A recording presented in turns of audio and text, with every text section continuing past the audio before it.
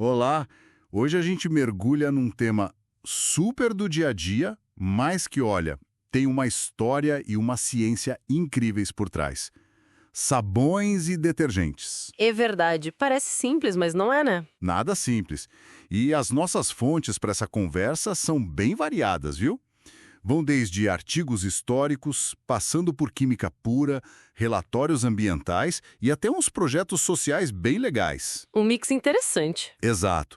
A ideia é destrinchar isso tudo, sabe? Desde lá da Babilônia Antiga até os desafios de hoje em dia, com o meio ambiente. E, claro, entender a ciência que faz a mágica da limpeza acontecer. Bom, vamos lá então. Começando pela história. Isso de fazer sabão é antigo pra caramba, né? Nossa, muito antigo. Tem registro na Babilônia, tipo de 4.500 anos atrás, já com receitinha e tudo. Caramba! E no Egito Antigo também usavam pra higiene, claro, mas até pra tratar problema de pele, sabia? Que interessante! E tem aquela lenda romana do Monte Sapo. Isso, que talvez tenha dado o nome saponificação. É uma história boa, né? Se é verdade ou não. Fica a lenda. Mas aí, pulando no tempo, na Europa medieval, virou coisa de luxo. Virou. Produção limitada, depois floresceu ali na França, Itália, Espanha, mas era caro, tinha monopólio, imposto alto. Imagino. Até que veio a Revolução Industrial, imagino. Aí tudo mudou. Exatamente. O ponto de virada foi o tal processo Leblanc, lá em 1791. Ele barateou a soda cáustica, que é, assim, fundamental para fazer sabão. Ah, então foi isso que permitiu fazer em grande quantidade. Isso, abriu as portas para a produção em massa.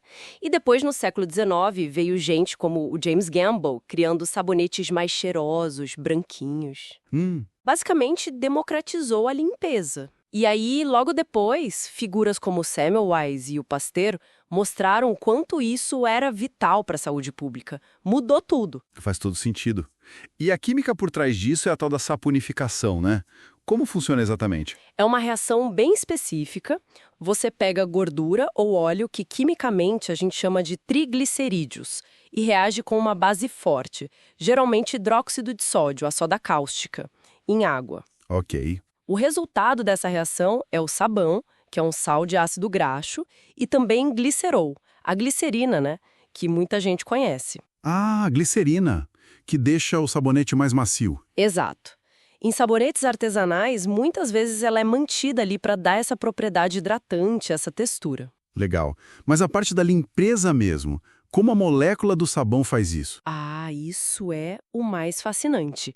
A molécula de sabão é tipo bipolar. Ela tem uma ponta que adora água, que a gente chama de hidrofílica. Hidro, água, fílica. Amiga. Ok. Isso. E tem a outra ponta, a cauda, que odeia a água, mas adora a gordura. É hidrofóbica. Entendi. Uma ponta para água, outra para gordura. E aí? E aí, quando você joga o sabão na água, essas moléculas se organizam de um jeito esperto. Formam umas bolinhas, as micelas. As caudas que gostam de gordura ficam para dentro, escondidas da água. Sei. E lá dentro, elas agarram a sujeira, o óleo, a gordura. E as pontas que gostam de água ficam para fora, em contato com a água. Ah, e aí a água consegue levar tudo embora, a bolinha inteira com a sujeira dentro. Exatamente. É um truque molecular genial para fazer a gordura se dissolver na água, coisa que ela não faria sozinha. Muito bom. Mas você falou da soda cáustica, que é perigosa. Como que o sabão final fica seguro para a gente usar na pele? Ah, isso é crucial. O controle do processo. Existe uma medida chamada índice de saponificação. Índice de saponificação. Basicamente, ele diz quanta base, quanta soda cáustica você precisa para transformar uma certa quantidade daquela gordura específica em sabão, sem sobrar soda cáustica livre no final, entende? Entendi.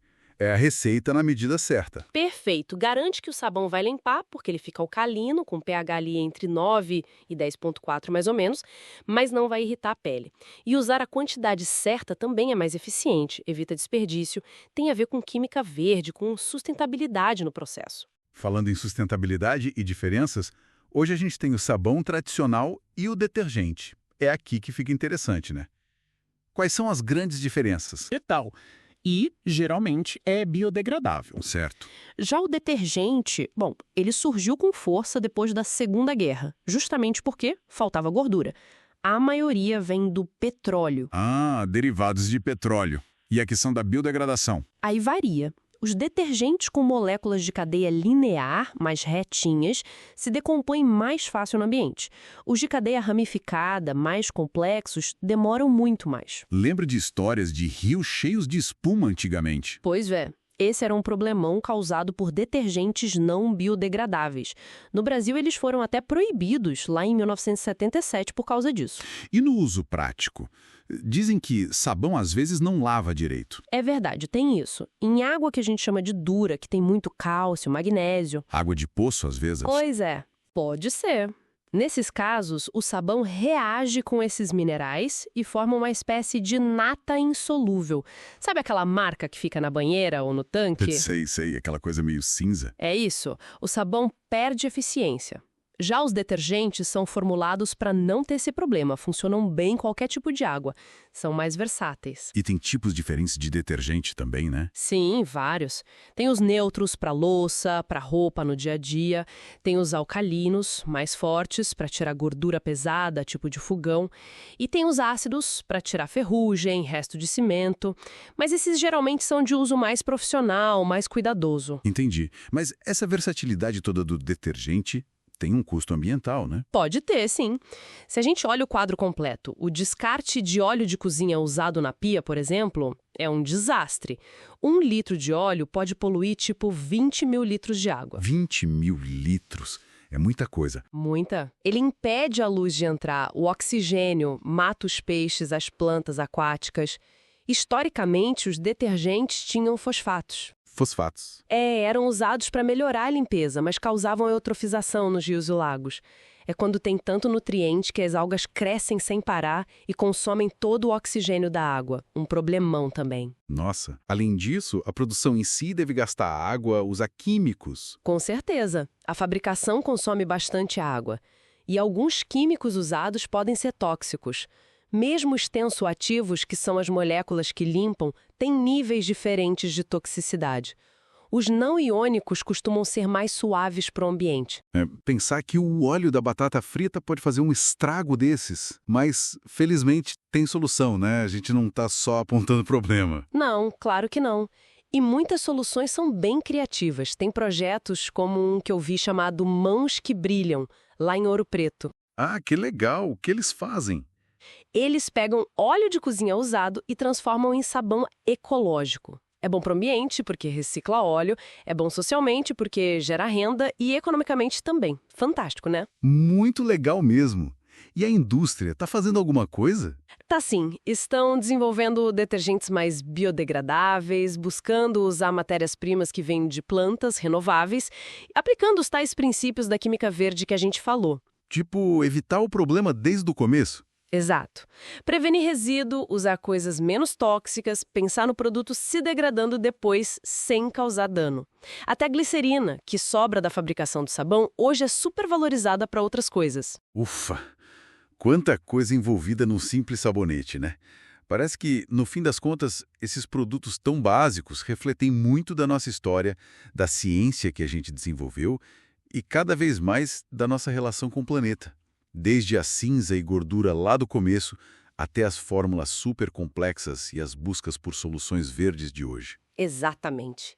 É um ponto de encontro da química orgânica, da história da tecnologia, da saúde pública e, claro, da sustentabilidade. Então, o que tudo isso significa, né? Olha, para mim isso levanta uma questão importante. Como que essa consciência, sabe, sobre de onde vêm esses produtos, como são feitos, o que acontece depois que a gente usa, como que isso pode mudar as nossas escolhas no supermercado, no dia a dia? Será que entender um pouco mais sobre o sabão e o detergente pode nos levar a um consumo mais informado, mais responsável? Talvez mais alinhado com o futuro que a gente quer? É algo para a gente pensar, né?